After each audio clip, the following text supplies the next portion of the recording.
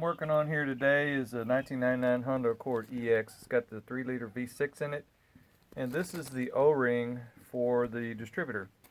And I've taken the distributor apart and checked it all out.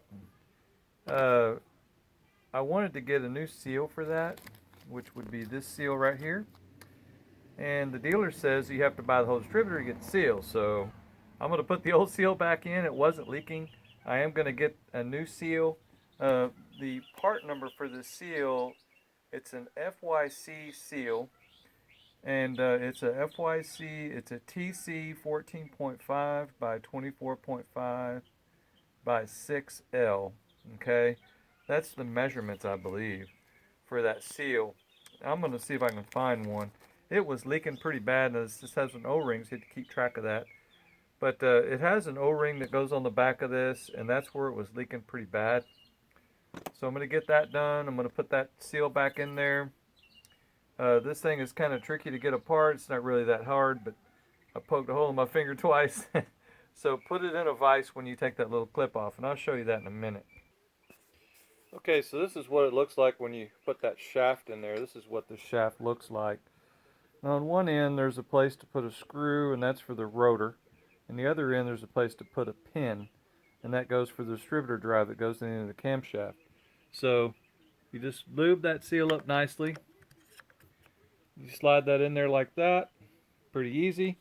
Now the other part that you might think that might be a little tricky now is on this side, on this end here, there's a, get that washer on there. Alright, there's this little ring that holds this pin in, and this pin only comes out one way. But what I did is I just got a pick type tool, and I picked on that ring and just crept it up on the edge. Okay? You won't be able to do that without having it in a vise like this.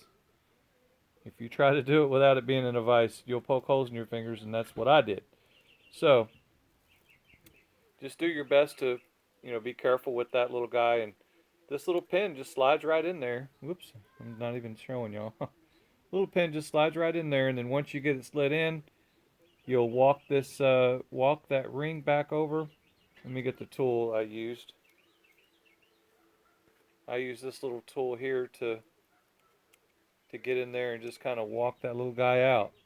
And when you want to put it back, you just slide it back on like that, and it kind of pops in. There you go. And see, and that's how it was when I got it. Okay, when I took it apart, that's exactly how it was.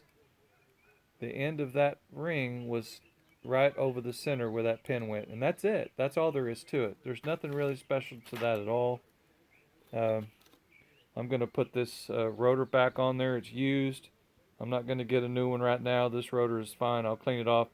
Just make sure that whenever you clean any of these like this, you just scrape it off with a razor blade or a knife. Don't do it with sandpaper, because sandpaper will cause problems.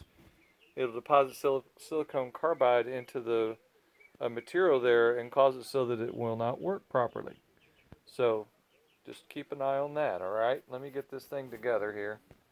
Okay, so I got my rotor on. I've oriented it in a way, the exact way that it came out, and that's something you'll have to keep track of when you take yours out.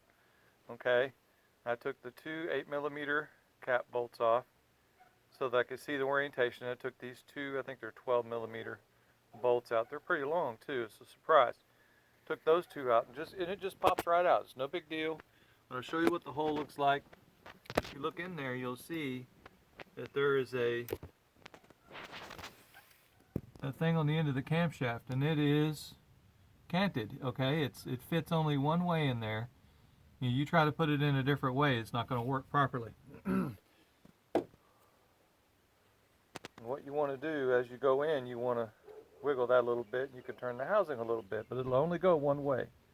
There's no slots in the holes, and this little guy that's in the back, this little thing, it's canted in one way, so it can only go on one way. And when I took it off, this line was on the bottom,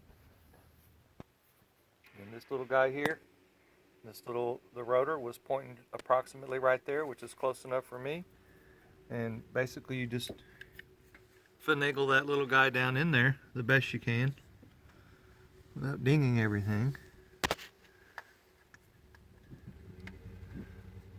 stick that thing back in there.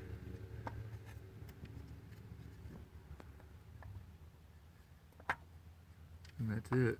That's all there is to it. Nothing special. Alright. And then you got a couple of bolts to put in. You got these 2 bolts to put in. And that's it. But this is the problem area that I'm going to take note of on these Hondas.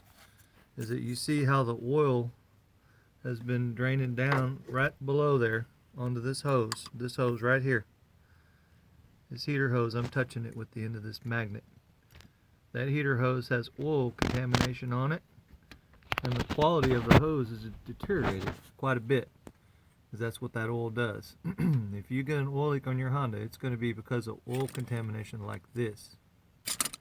So if you have a contaminated hose like that, you're going to want to replace it, and that hose will be replaced soon. I'm just trying to get these oil leaks sorted out. So anyway, I hope this helps someone. Y'all have a good day, and subscribe, please. Thank you. Have a good day.